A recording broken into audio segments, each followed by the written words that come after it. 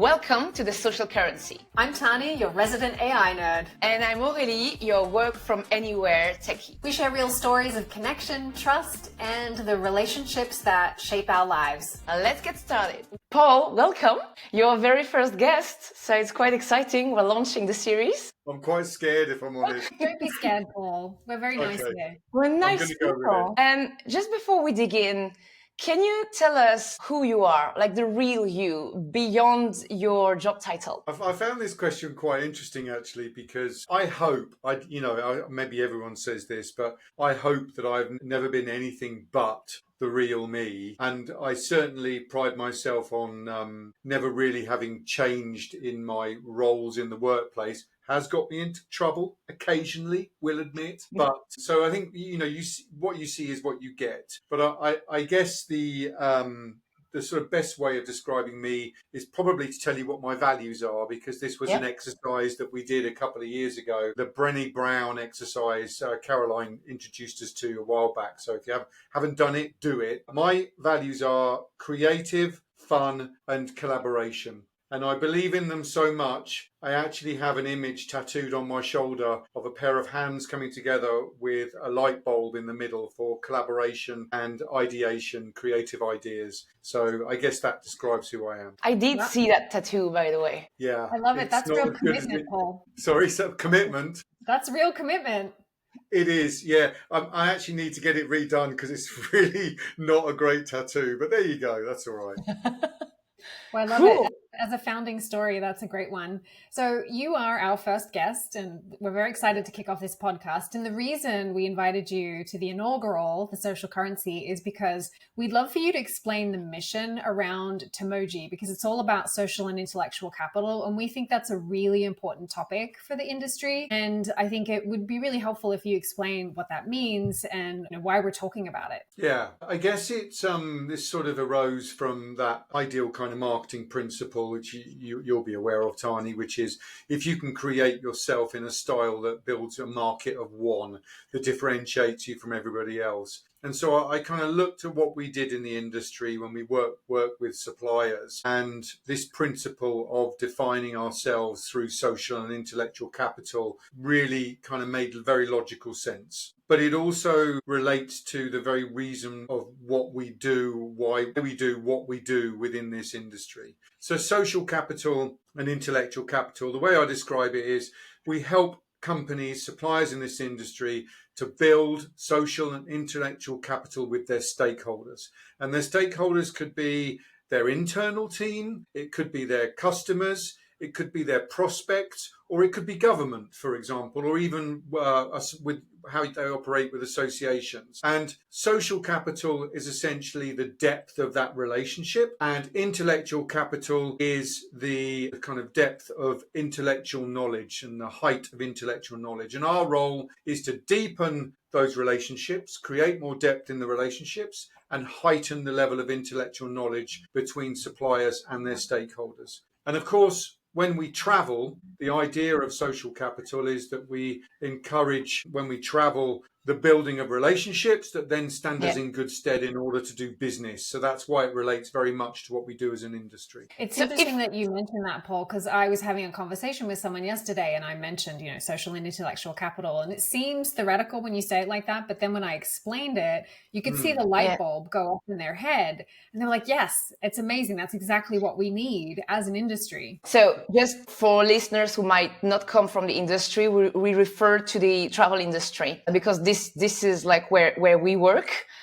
Paul, just to zoom on social capital, do you believe people spend enough time building their social capital? I mean, as a whole, I think it's something we are reflecting on since that social capital was pulled away from all of us during 2020 to 2022. And we started to reassess the importance of being face to face with other humans, not just those that are close to us, but those that do so many things for us in life, give us energy, frustrate us, teach us, whatever it might be. So I think this is kind of the subject of our time in many ways and sort of underpins what the future looks like for corporate travel, because we're recording this virtually, but Yeah. would we have such a rich dialogue if we didn't all know each other so well? And you think about, we all work remotely, but we invest time wherever possible on coming together to try and continue to invest in our relationship and continue to top up that social capital. So I think it's, some people probably do it well. Some people probably don't do enough of it. And some people probably are not very good at it. I think that's the other thing. It doesn't suit everyone to kind of build that social capital. What would be your top tip for somebody who's looking at enhancing or building or even getting started? So I suppose there are sort of set formats within business that we all adhere to. So, you know, let's say I say to Tani, we need to meet because I'm coming to New York. The set default is Tani would say, come into my office and I'll book a meeting room. And I think it limits who we are and what we do and the benefit of the time that we have together. And it only suits some people's style. You know, and maybe some of the listeners know that at Temoji, we like to do these walk and talks. And I think for me, that was a realization that my style for maximizing the time that I have with someone and really getting to know them as well as I can and getting the maximum benefit out of the time together was to walk side by side in an environment that was stimulating. Could be central London, could be the vineyard, could be through the woods. For somebody else, it might be a different format. It could be a coffee on a canal, or it could be a creative space like a museum. I just think in business, we've defaulted to the same format every time. And if we change it up and we choose formats that suit us and the person we're meeting, we end up building social capital much quicker and deeper. Some people even work out together. It's a good way to bond. You won't get me doing that. Maybe we should do the next podcast in the gym orally. That would be a creative space. Well, so maybe there is something to this. Maybe you need to ask people what their environment, their preferred environment would be. There we go. That's a good one. The environment. Technical challenge, but you know, if there's two people who I know who can deal with the technical challenge, it's Aurelie and Tani. Well, do you have an example or a story that you can tell about someone, and maybe it was a collaboration that you approached with somebody where you were able to really enhance the social capital between the two of you? Oh, crikey. That's a difficult one because, I mean, apart from the kind of group walk and talks we do, known as networking, where afterwards we get so many positive comments that people have a different dialogue to the dialogue that they would have had if they'd have sat down in a cafe or a meeting room opposite someone. And actually, most of the comments seem to be from people who struggle to network in normal environments. They feel uncomfortable in a room of people, whereas walking on a one-to-one basis liberates them to be themselves. But I would say almost without exception, every single walk and talk that I have been on has resulted in me learning something, in some business that's been created, or me becoming friends with the person that I'm walking with because I know so much more about them and their life. So I don't think I can kind of pinpoint to a sort of pivotal moment. It's more of like, this is now my default kind of way of building that social capital with people and increasing the intellectual capital that I have. You know, I always love to refer to travel, but as in even outside of work, you get to meet a lot of people. And I really believe that it expands possibilities, our awareness. So I was just curious because we work in business travel, but we're all leisure travelers first and foremost. So how would you say that how did travel play a role in you building social capital with people? So, I mean, by its very nature, it's the means by which we end up being in front of other people in other parts of the world. But I've got, I mean, a really good recent example, and this is a kind of something that travel has done to change what I would have otherwise have thought. I've just been to Saudi. I've never been to Saudi before. The only thing I know of Saudi is what I have read in the press or online. And from what I understand, it was a country that was very wealthy. It's a country that had gone through some cultural change and changed some of its rules and laws over the past 10 or 15 years. But I was still quite cautious about going there. I even deleted some messages off of my phone in case they might not be appropriate when I entered the country. That kind of shows you kind of what my mindset was like. When we were in Saudi, we had a cultural expert come and speak to the advisory board group that was gathered.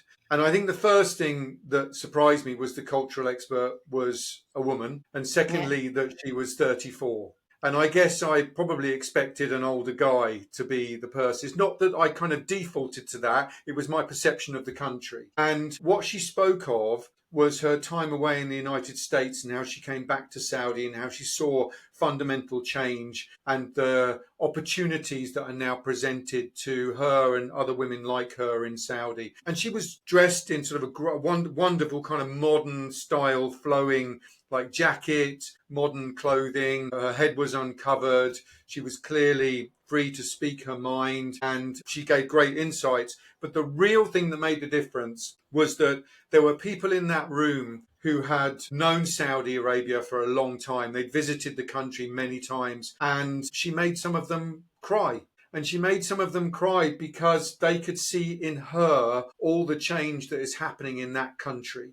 And so there's an example of how travel has fundamentally shifted my perception of a country and its people. That's amazing. I love that story. Being based in the Middle East, I heard lots of stories and it's fascinating. There are people, I'm in Dubai, they've been living here for 20, 25 years. They've really seen the societal transformation.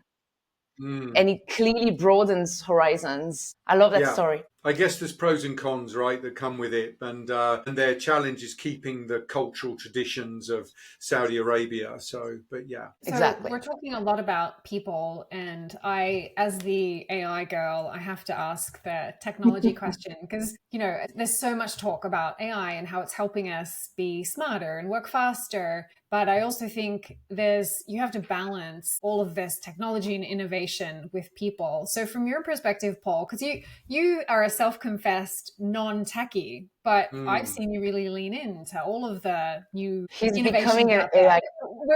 We're converting you to an AI expert. But how do you think about balancing AI and technology with relationships and people? Yes, you have fundamentally shifted my view on all of this. So thank you, Tani and Aurelie. I suppose I'm stimulated by learning new things. And the thing about what I don't do, one of your questions for later is about what books you read. I can't read books for toffee. I hate reading books. And I know a lot of people won't like that. But I do like learning through visual and hands-on learning, trying things. Okay. And the thing about AI is once you guys showed me some of the stuff that you could do, I'm like, oh, I can get hold of that and try this and try that. And so actually, it has become a daily occurrence for me to use AI in my role. Again, going back to because it's so recent, the advisory board that was running in Saudi last week, I had this moment where everybody was out on a trip and I had loads of writing up to do of all the whiteboards and things. And I thought, no, I was going to dump it in AI and say, build a slide for me. And sort of 20 seconds later, the slide is built. It's got all of it like that. I reckon it was about 98% correct. So one or two little typos. Like there was an S that it interpreted as an 8 because of the way I'd written it. And I explained this to the room when they got back and they're like, wow, okay. So I think in that instance, it's enhanced my role. It's given me something. It's made me more efficient and quicker. Anything that's going to do that, I would grab hold of because it allows me then to spend more time in the room with the people, talking with them and prepping. That. So it's basically supporting me to excel at my values, fun, creative, collaboration. And so I think that's the balance. It's where it maybe you have an AI moderator instead of me. Maybe one day there will be an AI moderator who can do that. and good luck to it, because you have to change a lot on the fly. But I guess that's where I kind of draw the line, really. I love what you say. I don't know about you, Tani. I love to refer to AI like as augmented intelligence. Yeah. Because it's not that artificial if you think about it. Like you were here for the NBTS keynote. I refer to us as humane, as in AIN at the end, because Yes. we're going to work with technology. But in your story, my take is when you're using tech for that, it allows you to better connect with people because you spend more time talking about all sorts of things. Yeah. I love that. Actually, I used some of the time. We had a butler. It was a very fancy place. And what I loved is the butler was always available on WhatsApp. And he came down during that morning, and I got to sit and on the floor with him, and we kind of laid out cards and things. He helped me, and I got to know him a little bit better instead of sitting there typing up a load of notes. So actually, I got to use my time to know somebody a bit better who works and lives in Saudi. So that was really helpful. That's amazing. I love it. So Paul, we were talking about people, and so we'd love to ask you about people who've inspired you. Maybe there's a single person or a few, but someone who believed in you, who challenged you. Can you tell us who that was and why they inspired you? I mean, this one's really easy. There are two people, my two go-to people, who have just been so supportive and helped me to, I guess, fulfill my ambitions in life. One, of course, is my wife, Jackie, because she's the bedrock that I need and the stability that I need in order to be able to kind of go and do what I do best. But she's also the person that helps me to make sure that I always think about not overdoing it and being a bit of an idiot. And so she's just been so valuable to me in my life. I was getting quite emotional there. And the other person actually is Caroline Strachan, who I ran a business with for 8 years, because Caroline and I had a type of relationship where we were so different as individuals and yet so complementary, and we allowed each other to be ourselves. And that proved to be highly successful in not just building that company, but building a company where we could shine as our individuals within that company. So that's why it's easy to go to those two people. You know what I like? It's two women. It's always two women.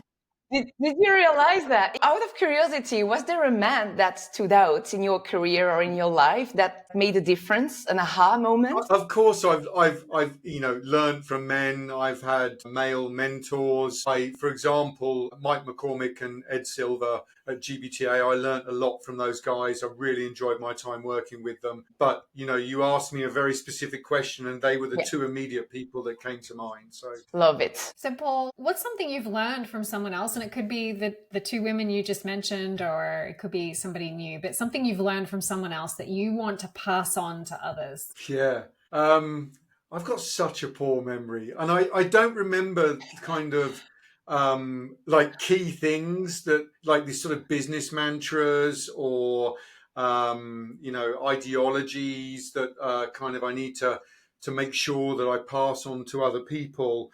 And when I thought about this, the only phrase that came to mind was Master Oogway from Kung Fu Panda. And there's a really good reason for this. Really good reason. The phrase is, yesterday is history, tomorrow is a mystery, but today is a gift. That's why they call it the present. And actually, it is quite illustrative, because I see some people in life that chase. And they will put themselves under undue pressure and stress in order to chase, quite often, the physical things in life, the bigger house, the Lamborghini sports car, or whatever it might be. And I think I've always lived my life in terms of enjoying the moment. Of course, you've got to plan for the future. Of course, you have to remember what happened in the past so you don't make the same mistakes. But living for the moment and enjoying family, friends and health and getting outside and seeing this wonderful world, for me, they're the only kind of things that, when it comes down to it, that matters. The size of your house doesn't matter. The speed of your Lamborghini doesn't matter. So I suppose that's why that sort of phrase is particularly resonant to me personally. But I wish I had something more inspiring. I'm so sorry. I had to look up something from Kung Fu. I think it's a great Okay. I'm a little bit disappointed you didn't refer to fun is not the enemy of work. That's I don't know because who you said you that. apply it. Whoever said that, it's so annoying. They say it so often. Who could that be? Yes, fun is not the enemy of work. You're absolutely right, Aurelie Crow, creator of The Fun is Not Enemy of Work book. It's on a website. What can I say? It is. You're right. It I was is. inspired. I was inspired by you to put that on the website. You're right. But I love that combination of like intellectual capital that you just shared that you can pass on. And the social capital that you build and you keep connecting. I know you are an amazing connector of people as well. I know you do love introducing people to each other. I see you all the time at events and conference. You grab people here and there, you put them together. So this is what I really love about you. You really have that perfect balance of intellectual and social capital building. Shall I let you into a secret? I think I've realized why I do that at conferences. And part of the reason is that I think I probably have some sort of attention deficit kind of thing going on. So I can only talk to someone for a very short amount of time. And the best way to move on is to introduce them to somebody else. So you can get away. I do enjoy it. I do. If somebody says, I'm doing this, that, or the other, I can piece people together and put them together. But I think that's where the skill originated from, is my need to move on quick. Not sure you should have said that, because now everyone is gonna. Everyone's going to use your hack, Paul. Exactly. But what they should know is it's not you, people. It's me. It's my problem. It's not you. It's not you, it's me. Yeah, exactly. I'm going to use it at the next event. It's a good one. Yes. I should try it So too. I think it's time to wrap up here. We've got one last question for you, Paul. It's, we want you to part with a gift, a present for our listeners. So what's one recommendation that you would leave our listeners with? And we know you don't read books, but maybe there's a song, a place, a person, it could be a tool that you're using that you want to share. Well, I've already said I don't read books. And it sounds such a crying shame, because like people say, what? Because then you're going to miss out on so much. But people tell me about books. So, I get the kind of summarized AI version, which is fine. Somebody once said the most you can read is a pamphlet. That's as far as I can go. I'm not really much of a music buff either. I consume, as I said, with my eyes. And so I guess my one kind of parting word would be, if there's a place you've always wondered about, get on a plane, get on a train, get in a car and go see it, because those are gifts. Those moments are gifts when we experience something for the first time, something that changes our perception, something that allows us to take away a memory that we can then pass on that memory to other people through voice or photos or whatever it might be. So I think that's my parting gift. It's not, I'm in the travel industry, go figure. Of course I'd say something like that.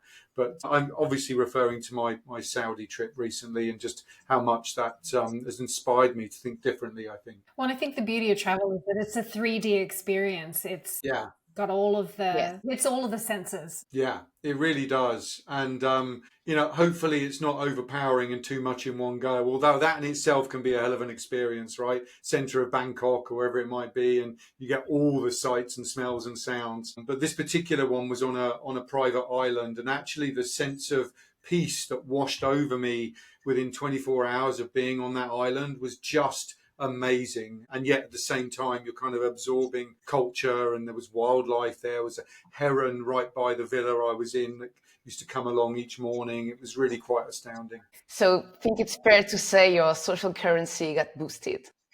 Yes. I'm ready to go. I had to prepare for this. I appreciate that I'm the test case. You're a little guinea pig. Yeah, thank you very much. Well, Paul, thank you so much for being our first guest. This was a great conversation. I had a lot of fun. So hopefully our listeners will too. And we've got more coming. But thank you again. It was great to have you here. Thanks for listening to The Social Currency. Find out more about today's guest in the show notes.